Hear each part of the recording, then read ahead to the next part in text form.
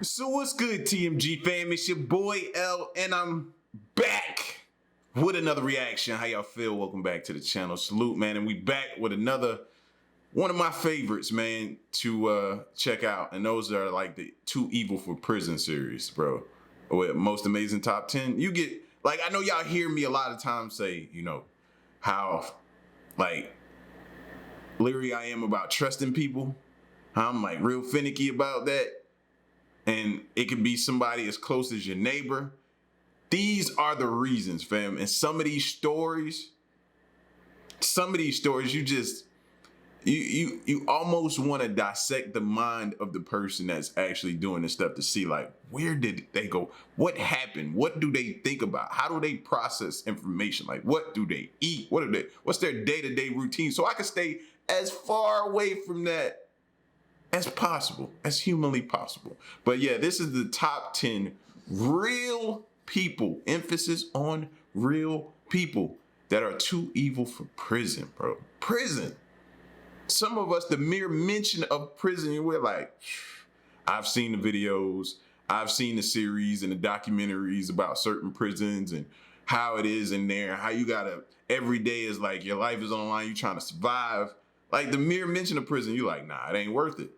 But some people are just, they just don't care. So this is part 3. If you are new to the channel, man, hit the subscribe button, join the family, and let's break this down. It's said that there are currently more than 10 million people incarcerated worldwide. Now, some of these individuals might be in jail for a minor offense. Let that sink in. More than 10 million people occupying the jails right now. You know what I mean? Occupying. Like, coming up back in the day, like some of my homeboys and everything like that got in trouble. Like, you would hear things about some of them either getting out because the jails was overcrowded, so their sentences got cut short, so they got an early release because the jails were overcrowded. And it was a flip side of that. Some of them that were going in had to check in at like a later date, or like, it's kind of like a hotel visit. And you're like, man, can I get a late check-in? They were getting late check-ins and times to turn themselves in because the prisons were so overcrowded. That's crazy. That's a problem. But yeah, 10 million, that's an insane amount. Whereas others could be cold-blooded killers. Today, we are looking at some of the scariest and most evil prisoners in history. Starting off this countdown, we have Donald Harvey, aka the Angel of Death. Donald Harvey is a nurse turned serial killer. So he was working in a hospital as a nurse and was secretly killing off his patients. To him, he was doing them a favor. He thought that his chronically ill patients needed a relief from the pain. So he would smother them with pillows, or would poison them, or let their oxygen tanks run out. See how he justified it? That's what I'm saying about the mind of some of these people, bro. We need to, like, really research and hone in on the mind of some of these people. Because in his mind, he had justified what he was doing. And he felt he was right. And nobody probably could sway his opinion of that. It's insane. Other than with pillows, or would poison them, or let their oxygen tanks run out. It's believed that he took the lives of over 70 people. However, in 1987, he was only convicted for 37 counts of murder. He was sentenced to life plus 20 years. In March of 2017, Harvey was beat up badly by a fellow inmate. He passed away shortly after. In our 9th spot, we have Albert DeSalvo. Albert DeSalvo, better known as the Boston Strangler, took the lives of 13 women between 1962 and 1964. He would strangle these women with a piece of their clothing before taking advantage of them. In January of 1967, he was sentenced to life imprisonment. A month later, him and 2 other inmates actually managed to escape from prison, and a full-scale manhunt ensued. Thankfully, it wasn't long until he was recaptured. However, in 1973, Albert was stabbed to death by another prisoner. In our 8th spot, we have Ronnie McPeters. Now, Ronnie McPeters has actually been deemed too insane to execute. So Ronnie was first arrested after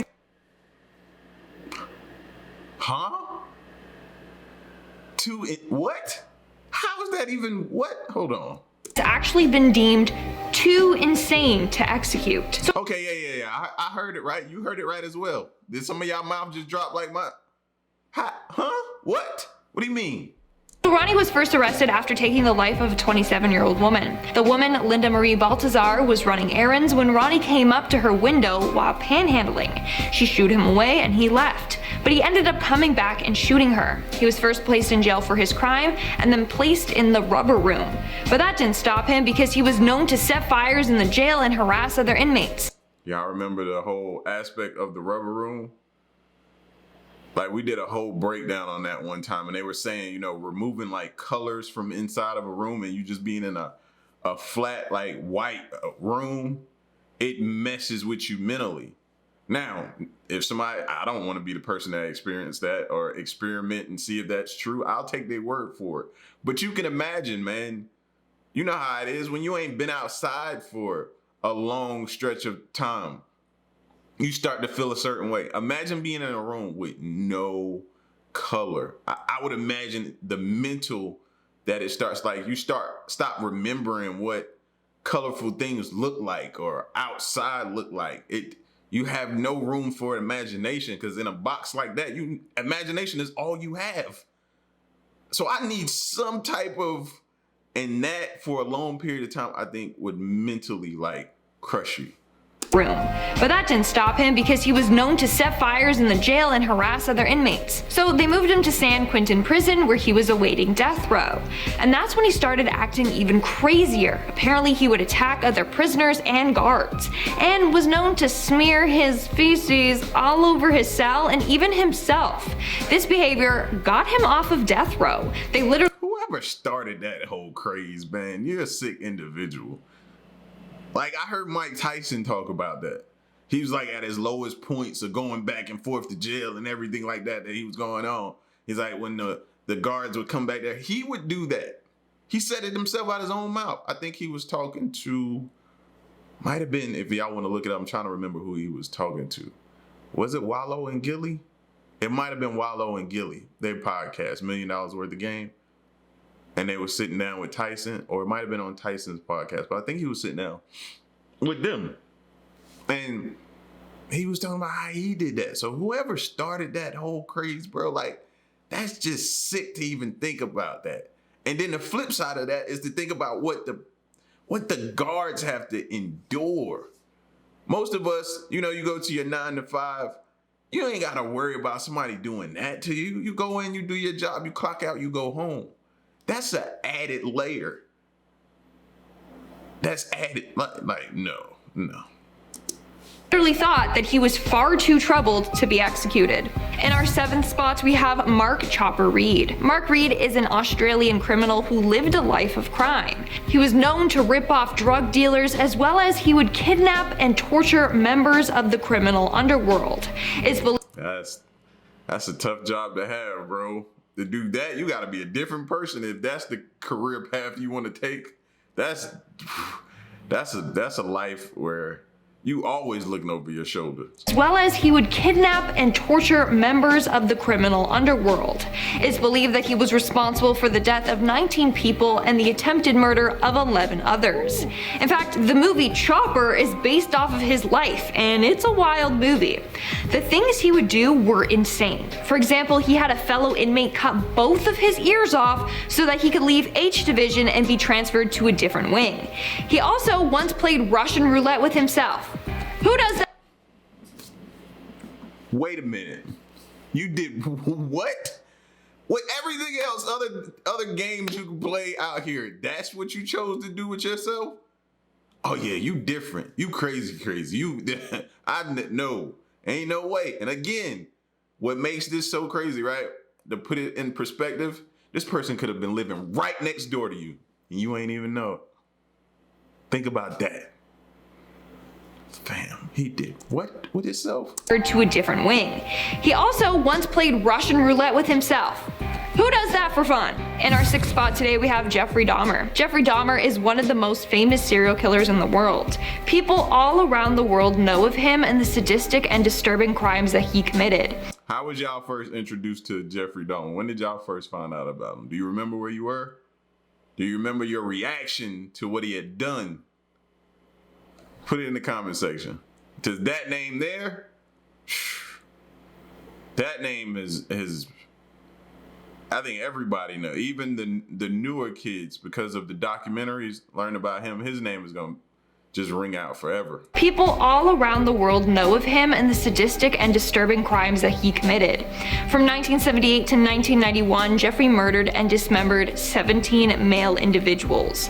What he did afterwards was even more disturbing. He would keep some of the body parts as souvenirs, even take photographs of the deceased.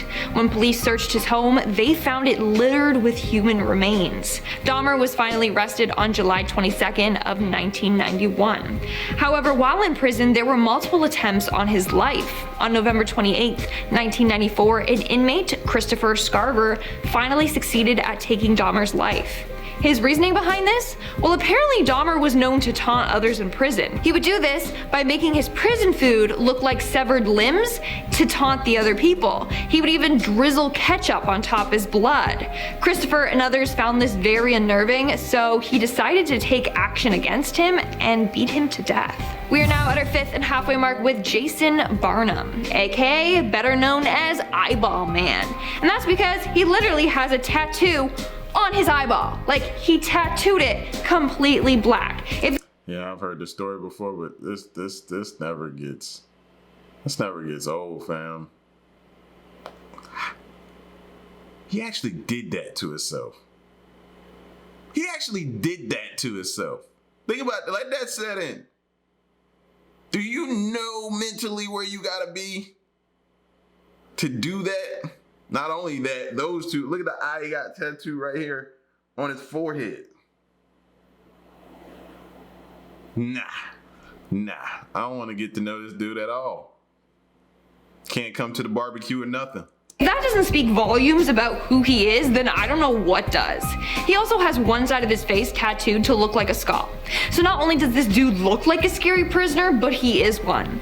This dude has a long list of crimes under his belt, including possession of heroin, first-degree attempted murder, first-degree burglary, and third-degree felony in possession of a weapon. In fact, he was sentenced to 22 years in jail after shooting a police officer. Moving on to number 4, we have Nico Jenkins. This guy is one of the scariest inmates in the world. Some say he is the craziest inmate in the world, and you're about to find out why. One time, he killed a man just because he stared at him the wrong way. Not only that— No, let that sink in. Cause back when like the other day I was telling my kids, right? My son, we was somewhere and he stepped on my foot and I was like, people have gotten into altercations over people stepping on their shoes, right? Some people take that stuff very seriously. And he was like, huh, you serious? I'm like, yeah. Younger days, bro, I've seen altercations break out because you stepped on somebody's shoe. Or you looked at them wrong.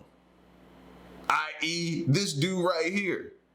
Like, you gotta be aware of the times, the temperature of the room, the person.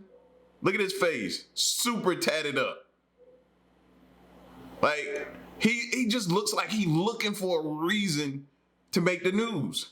You know what I'm saying? You got some people who are looking for a reason to make the news. He looks like he's one of them. Any opportunity he can get to get in front of, to make the news headlines, he gonna do it. One time, he killed a man just because he stared at him the wrong way. Wow. Not only that, but in court, Jenkins was known to speak in some weird language. He said he used this language to communicate with an Egyptian serpent god. And this god was the one giving him orders to kill people. He also enjoyed talking about the people he killed and smiled the whole time while doing so. In the end, he was convicted for killing 4 individuals. We definitely need to research of him. And definitely like they should have him like in a location that's secure and people can come up and conduct like case studies, sit down and talk to him. You know what I mean? Like a therapist or somebody like that, sit down and just document what was going, how did he grow up? What was it like for him growing up? When did it change? Ask questions, different things like that, man. I would definitely sit and watch stuff like that and be intrigued. And maybe some stuff like that is already out and I don't know about it. If it is, y'all put me on. Moving on to number 3, we have Damian Folks. In 2002, Damian Folks was sentenced to 12 years for a series of armed robberies that he had committed.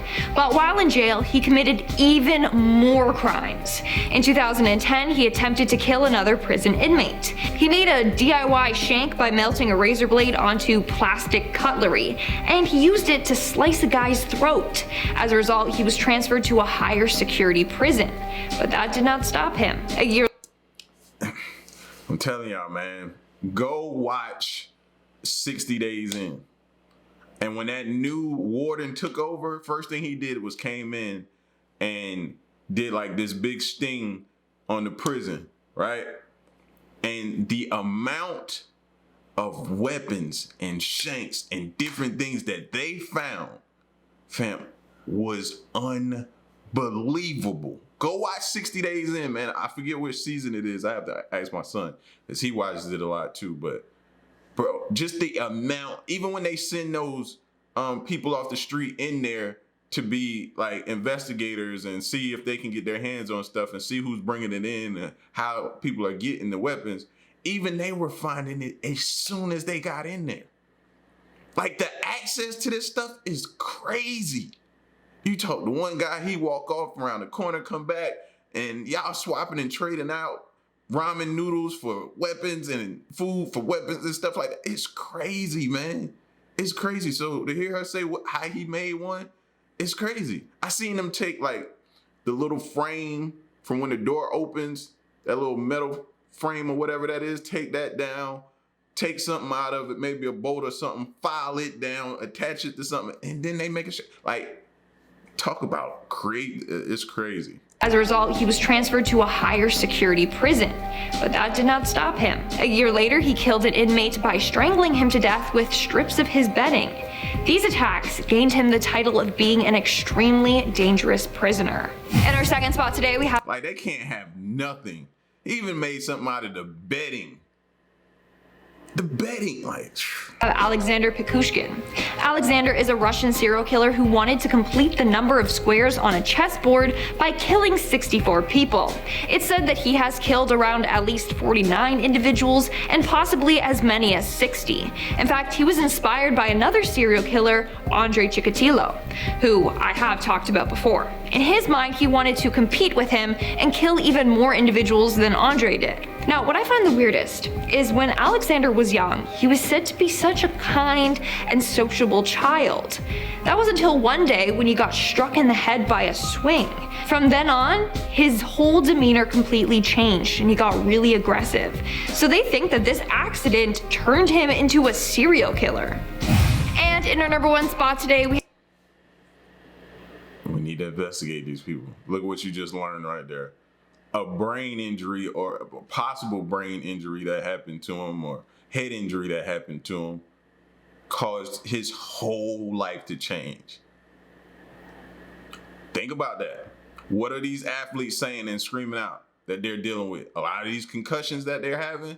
Did you ever watch that? I know he ain't the greatest person to use as a reference right now, but that Will Smith movie with the whole CTE and how it was turning all those football players into like angry human beings and they couldn't control their emotions and they didn't know where it was coming from and it was causing them to do harmful things to themselves. Yeah, a head injury or a brain injury will do that to you, man. Ain't no joke, ain't no cap. Accident turned him into a serial killer. And in our number 1 spot today, we have Pedro Rodrigues Filho, aka the Brazilian Maniac. This guy is a Brazilian serial killer who claims to have taken the lives of 100 individuals. He started killing at a young age, one of the first kills being his father. He apparently killed his father with a machete, cut out his heart, and then chewed on it. He also has been known to kill and torture a number of gang members. He did this all before he was 18. He was arrested on May 24th of 1973, during which he was placed in a car with another criminal who he killed for no reason. And while in prison, he went on to kill more people. It's said that he took the lives of 47 inmates in jail alone. Pedro served 42 years in prison before his release in 2018. Yes, he killed that many people and then he got released. All right, guys, that's all for today's video. Let me know. Am I missing something? Why did he get out? Somebody help me with that one. Really, really scratching my head, face, or whatever y'all want to. I don't know, man. I don't even know. Why do we even have prisons then? Sometimes you have to ask yourself that sometimes. Why do we even have them? Because at this point, I'm like, he did all that, and we felt like, okay, he's rehabilitated, because that's what prison is supposed to be for, rehabilitation. He's rehabilitated. Let's just let him go. Him? Yeah, okay. All right, whatever. I know nothing. You know what I mean? I know nothing. So, but y'all get at me in the comment section, man. Let me know what you think of this. The top 10 real people that are too evil for prison, part 3. It's your boy L. Till the next one, I'm gone. Peace.